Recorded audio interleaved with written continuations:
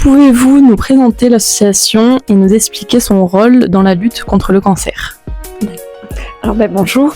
En ce qui concerne donc la Ligue contre le cancer, c'est une association que l'on retrouve donc au niveau national. Après, il y a 103 comités départementaux, dont celui des Alpes-Maritimes, qui a président, vice-président. Il y a tout un comité directeur, une commission. Et il y a aussi notre directrice Aline Baratou et des salariés. Donc chacun va avoir une mission à faire pour développer la Ligue contre le cancer et donc d'un côté apporter des soins de support aux malades et à leurs aidants justement pour les accompagner dans la maladie et pour les aidants forcément à penser aussi à eux et à ne pas s'oublier quand ils sont là pour aider les personnes malades. Et il y a également donc toute une partie qui est vouée à la recherche. Donc chaque don qui est pris au sein de la Ligue contre le cancer est à la fois départagé avec un pourcentage sur la recherche et un pourcentage pour les soins de support. Quelles sont les principales actions menées par l'association ?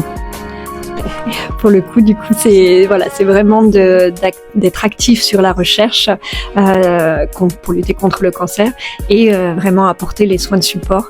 Après, on a aussi tout ce qui est événementiel qui est fait pour justement collecter des dons, puisque l'association ne peut vivre que de dons et de legs, et les intervenants demandent des factures, forcément c'est leur métier. Donc c'est vraiment important. Voilà, la mission première, c'est les soins de support pour les malades et les aidants, de collecter pour la recherche et ensuite de créer des événements pour développer tous ces soins de support et cette recherche. En quoi les fonds récoltés durant des événements, donc par exemple comme on a pu réaliser avec la vente de crêpes, peuvent-ils soutenir vos actions ? Alors justement, parce qu'ils vont, on a des personnes bénévoles, on a beaucoup de bénévoles et on les remercie vivement, mais il y a les soins de support qui sont vraiment professionnels, ce sont vraiment des pratiques professionnelles qui nécessitent des personnes spécialisées en oncologie, et pour ça il faut des personnes formées, donc ce sont des personnes qui vont forcément en faire leur métier et qui nécessitent d'être rémunérées, puisque jusqu'à preuve du contraire, on ne vit pas que d'amour et d'eau fraîche. Et ces missions que vous faites, comme là pour la vente de crêpes, vont permettre de financer les soins de support. Est-ce que vous pouvez nous donner quelques exemples d'activités, par exemple, que vous faites avec les personnes qui viennent à la maison ? Oui, alors sur la maison Axel Kahn, en effet, c'est en priorité les premiers soins en individuel, c'est la diététique, la psychologie, la socio-esthétique et l'activité physique adaptée. Après, chaque maison va développer plus, donc par exemple avec le bénévolat, il peut y avoir d'autres activités qui sont faites. Là, on a une sophrologue sur la maison Axel Kahn de Mandelieu qui bénévolement fait des ateliers tous les mois.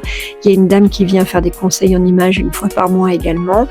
On a une réflexologue plantaire là qui pour le moment a fait la demande de venir bénévolement offrir des soins en réflexologie plantaire.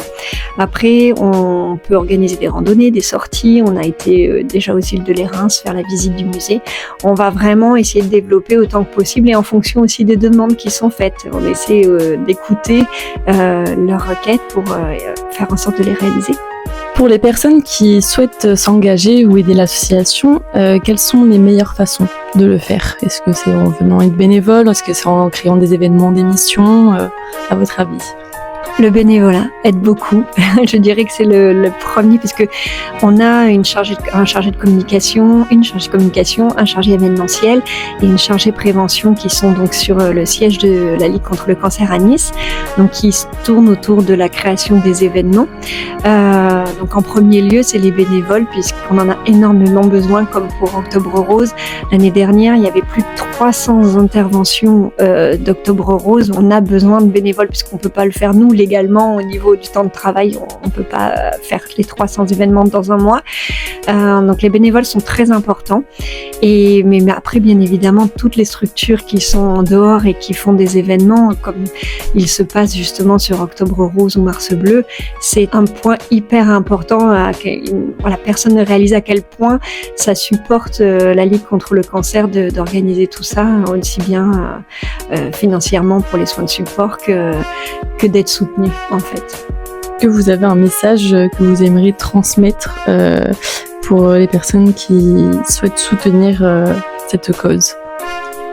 Mon message, ça va être de dire merci que chaque petit temps est important. Souvent, le bénévolat, on n'ose pas se lancer parce qu'on dit qu'on va devoir donner beaucoup de temps.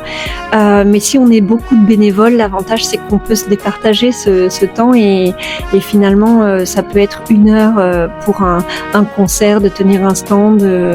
Il n'y a pas de petit. Donc ça, c'est important. Et puis le deuxième message serait justement, on est Octobre Rose, donc pensez à vous faire dépister vous déjà en premier. Comme on dit, toute bonne charité commence par soi-même. Très bien, merci beaucoup.